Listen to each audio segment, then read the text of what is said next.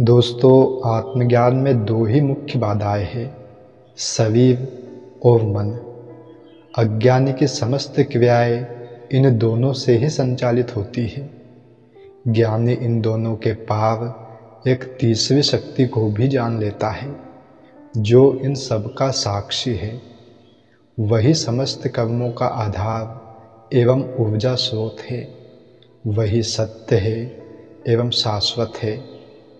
अष्टावक्र कहते हैं कि जो इस मन का निस्तरण कर गया है, इस बड़ी बाधा को लांघ गया है, जो इस मन की वैतरणी से पार हो गया, वही आत्मज्ञान का सुख प्राप्त कर सकता है। ऐसा आत्मज्ञानी धन्य है।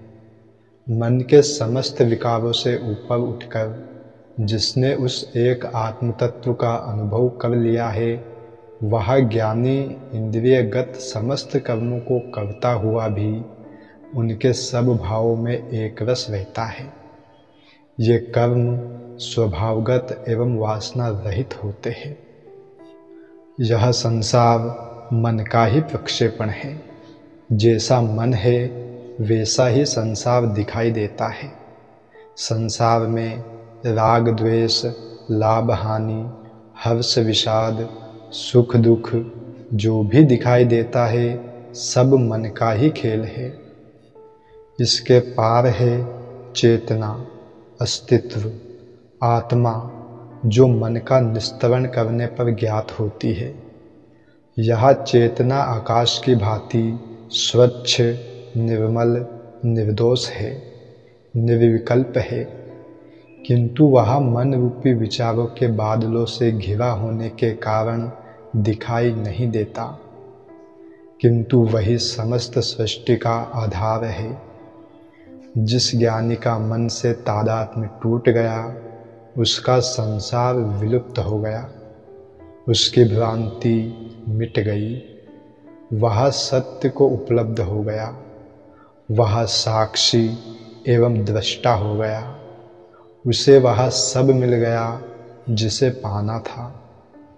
ऐसे ज्ञानी के लिए ना कोई साधना रह जाती है, ना साध्य, ना स्वर्ग, ना मोक्ष, ना आत्मा और ना ही परमात्मा। जहाँ पहुँचना था पहुँच गया, क्षुद्र छूटकर विराट हो गया, मुक्त हो गया। यही परम उपलब्धि थी जिसे पा लिया, निर्विकल्प हो गया।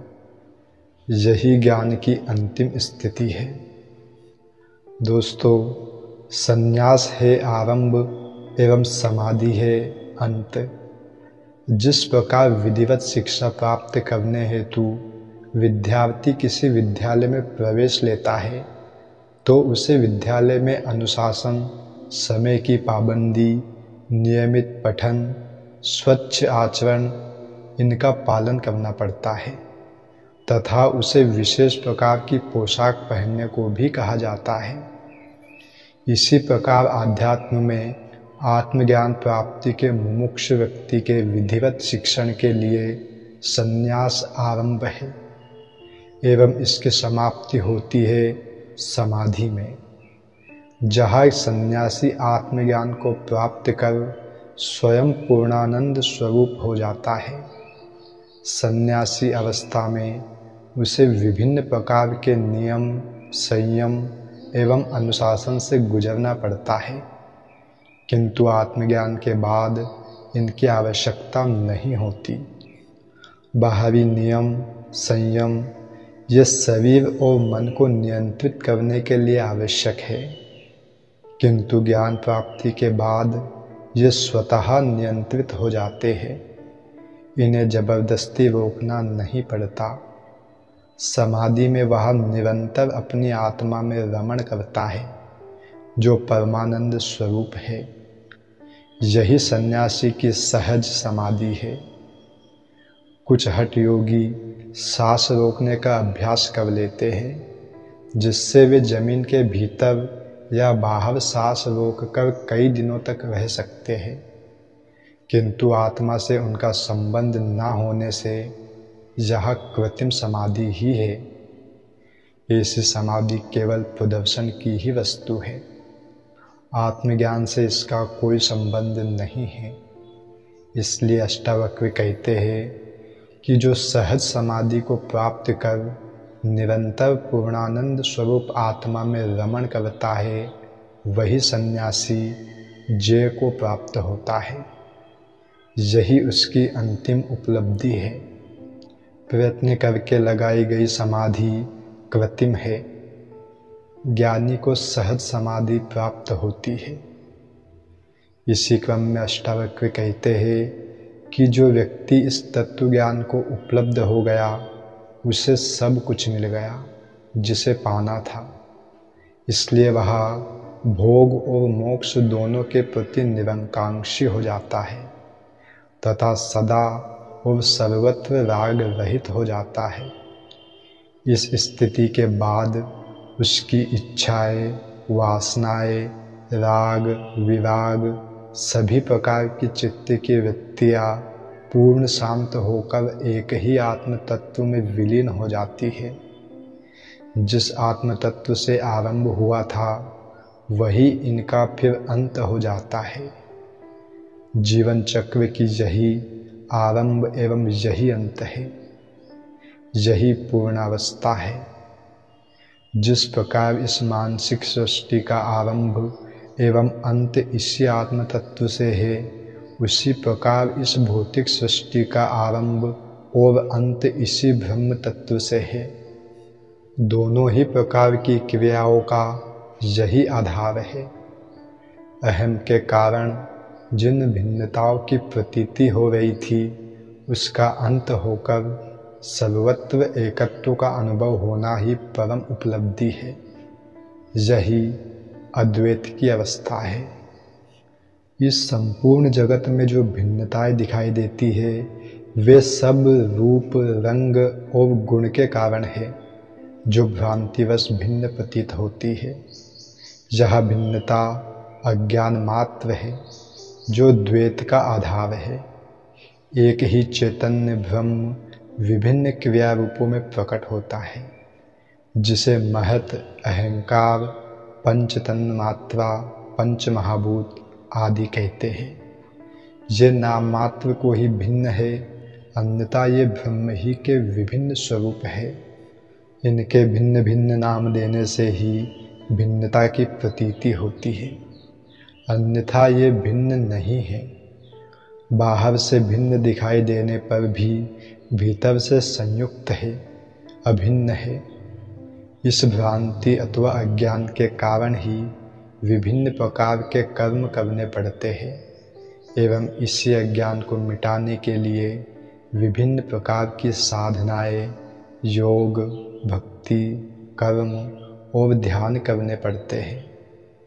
किंतु अष्टावक्र कहते हैं कि जिसे आत्मबोध हो गया, जिसने उस परम तत्व को जान लिया, उसका यह संपूर्ण द्वैत जगत छूट जाता है एवं ऐसा ज्ञानी उस अद्वैत आत्मा में ही स्थित हो जाता है। अहंकार एवं वासना के कारण संसार में जितने संबंध निर्मित किए थे, जितना परिग्रह, अधिकार, व्यक्तिगत दावे किए थे, वे सब मिथ्या सिद्ध हो जाने से छूट जाते हैं। इसके बाद ज्ञानी का कोई कार्य शेष नहीं रह जाता। ज्ञानी ना कुछ छोड़ता है, ना पाता है, केवल अज्ञान अथवा भ्रांति छूटती है और सत्य एवं ज्ञान को प्राप्त होता है। अज्ञानी भ्रम में ही जीता है एवं अज्ञान ही उसका संसार है। ज्ञानी और अज्ञानी में यही अंतर होता है। आत्मज्ञान के बाद व्यक्ति स्वभाव से ही शांत हो जाता है। उसे शांति के लिए कोई प्रयत्न नहीं करना पड़ता।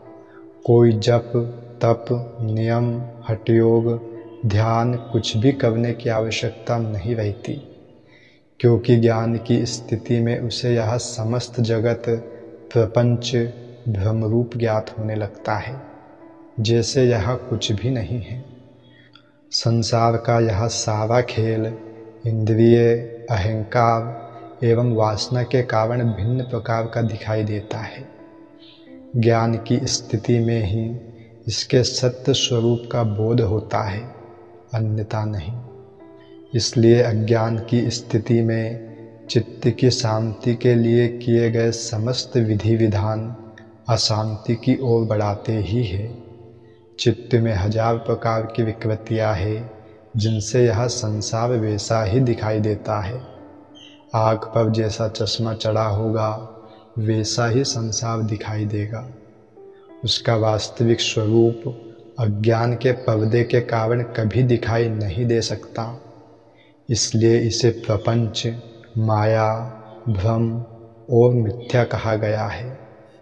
ज्ञान प्राप्ति पर इसका सत्य स्वरूप प्रकट होता है एवं सभी भ्रांतियां मिट जाती है। ऐसा पुरुष ही शांत चित्त वाला होता है। यह शांति उसकी स्वाभाविक होती है।